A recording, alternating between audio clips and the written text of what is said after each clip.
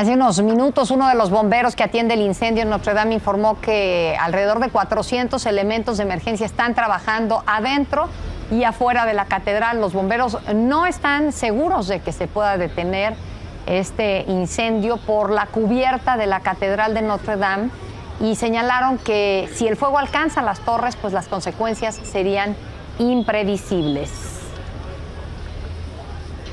Teníamos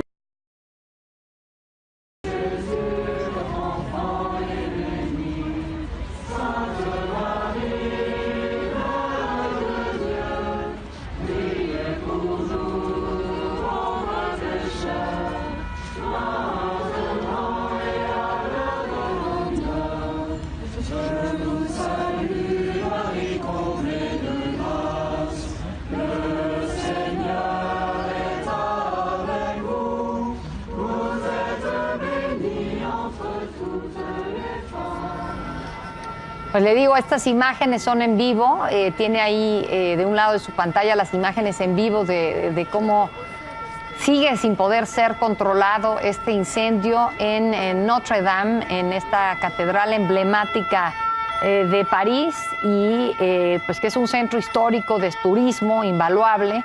Lo visitan alrededor de 13 millones de personas al año, 30,000 personas al día son las que acuden a visitar a Notre Dame, a Nuestra Señora de la isla de la Cité, que es el centro histórico de París, el París de la Edad Media, a partir del cual, del punto de donde se desarrolla, bueno, el resto de la ciudad, una ciudad espectacular, obviamente una capital de historia y de cultura a lo largo de siglos, pero el París medieval, el París, los primeros parisinos, el centro de París, el corazón histórico, cultural, religioso en algunos de París, efectivamente el de la Cité, y el de la Cité es Notre Dame, que representa, bueno, aparte de una obra maestra de la arquitectura gótica, efectivamente que está la historia de Notre Dame, que está entrelazada y ligada con la historia de Francia, bueno, durante los siglos, que aparte sobrevivió la Revolución Francesa, sobrevivió 2 guerras mundiales y que efectivamente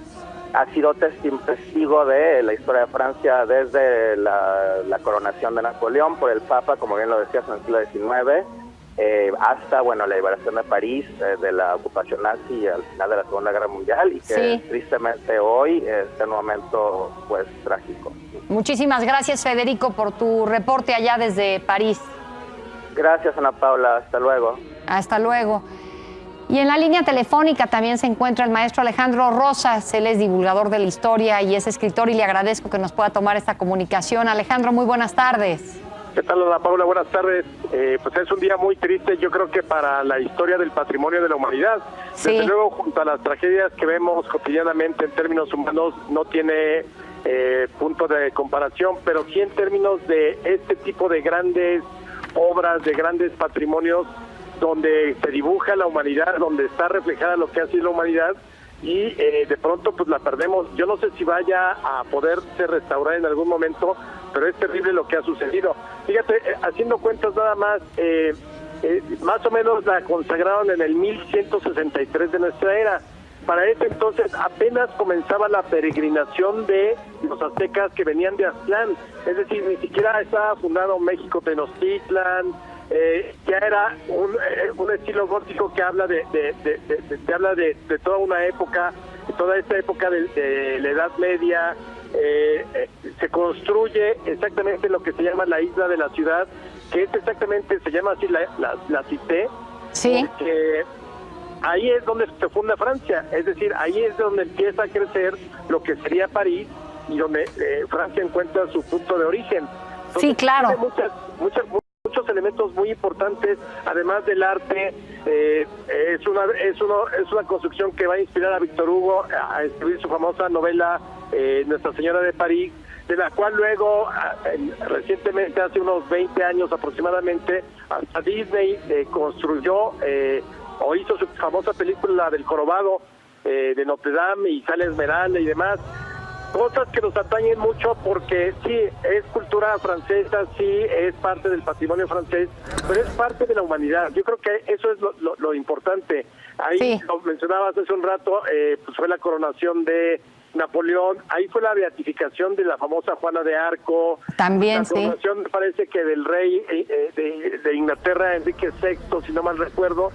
Y nos atañe mucho también a los mexicanos porque si mal, para quienes no están enterados, en 1931, ahí en Notre Dame, se quitó la vida la famosa Antonieta Rivas Mercado. Esta famosa... La emperatriz.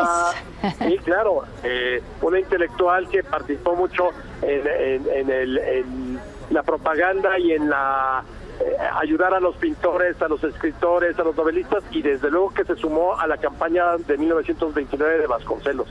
Fíjate, ahorita que mencionabas la novela de Víctor Hugo, esta novela del siglo XIX, de 1831, encontré una parte de un lamento del propio Víctor Hugo en donde decía pues que uno no podía más que sentir indignación y ante la degradación y la mutilación que se le estaba incurriendo a Notre Dame por la acción del tiempo y por la mano del hombre.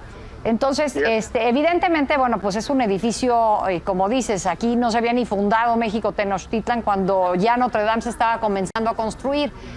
Pero pensando un poco y abusando de que tú eres un historiador, Alejandro, preguntarte los riesgos que implica para este tipo de inmuebles, no sabemos todavía las razones del incendio, pero los riesgos que implica para este tipo de inmuebles, las renovaciones, y pues no sé, los trabajos como los que en estos momentos se estaban llevando a cabo en Notre Dame.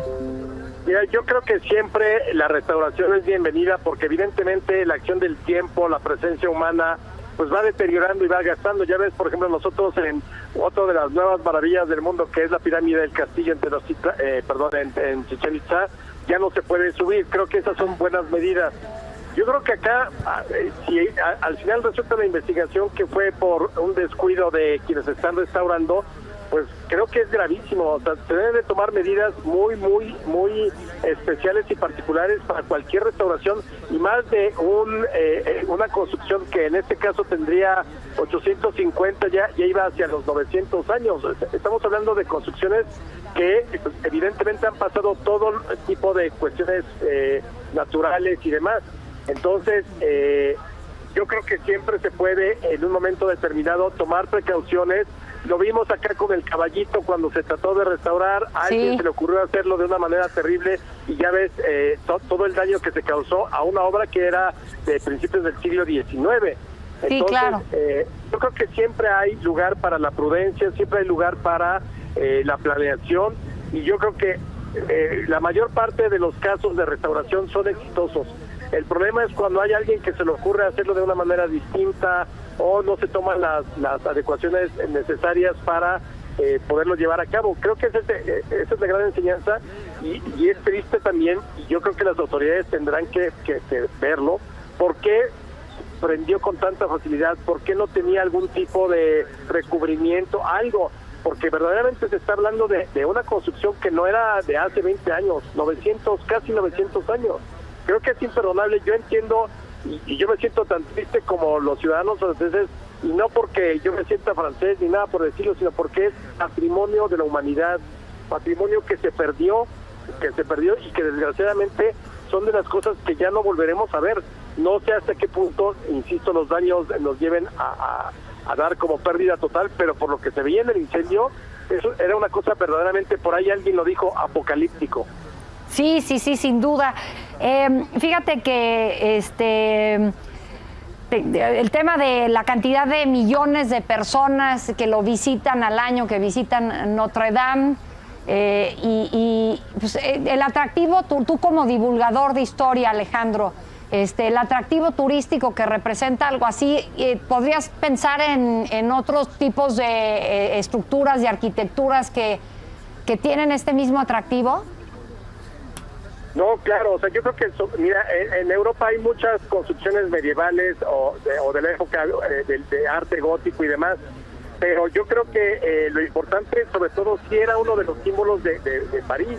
Es decir, si la gente que lo conoce seguramente, los alrededores, los cafés, todas las tiendas que había incluso para gárgolas, que no eran originales del 1163, sino más bien las ubican por el siglo XIX, el arte, los vitrales.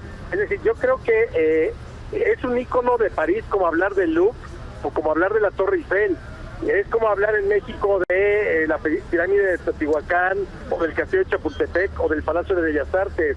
Es como hablar quizá en Estados Unidos con mucho menos tiempo, quizá del Capitolio o en su momento de lo que fueron y también por lo que significó la destrucción, pues las famosas Torres Gemelas, o en Rusia el Kremlin o la Catedral de San Basilio. Es decir, son ese tipo de obras que se convierten en íconos de la cultura universal, sí, y que uno los va a visitar cuando tienes chance de estar en esos países. Son así como los obligados. Es decir, tú podrías dejar de visitar otras cosas en París, pero a fuerza ibas a ir a ver la Catedral de Notre Dame, y a fuerza vas a la Torre Eiffel, y a fuerza vas al Louvre. Ya si después de eso vas a darte una vuelta en el Sena, muy bien, pero sí son cosas que además te ponen en perspectiva con respecto a la humanidad. Yo creo que eso es lo importante de todo este tipo de obras. Y hay que poner las barbas a remojar, porque aquí tenemos un Palacio Nacional también de hace 3 siglos, tenemos nuestras pirámides. Qué bueno que ya no se puede uno subir al castillo, porque quizá sí el deterioro podría ser grande, pero el dolor que puede causar la pérdida de este patrimonio es similar a, imaginemos por un momento que por alguna circunstancia destruyeran la pirámide del Sol de Teotihuacán. O sea, eso es exactamente el dolor por el patrimonio perdido. Y creo que es tarea humana y tarea de las autoridades evitar que disminuir el mayor número de riesgos posibles para todo este tipo de obras, aunque evidentemente siempre hay riesgos por cualquier circunstancia, un cortocircuito, que caiga un rayo, lo que tú quieras, pero entre más puedas evitar o disminuir los riesgos, siempre será mejor para el patrimonio, y no solamente para el patrimonio, también para las sociedades. Claro que sí. Alejandro Rosas, te agradezco muchísimo estos minutos a las 3. Te mando un abrazo, y bueno, pues es muy lamentable esta noticia. Es un día triste realmente. Sí, muchas gracias. Sin duda. Gracias, Alejandro Rosas, por esta pues ahora sí, impresión de lo que está ocurriendo en París en estos momentos. Y fíjese que ya le comentábamos hace rato que el presidente Donald Trump sugirió que se utilizara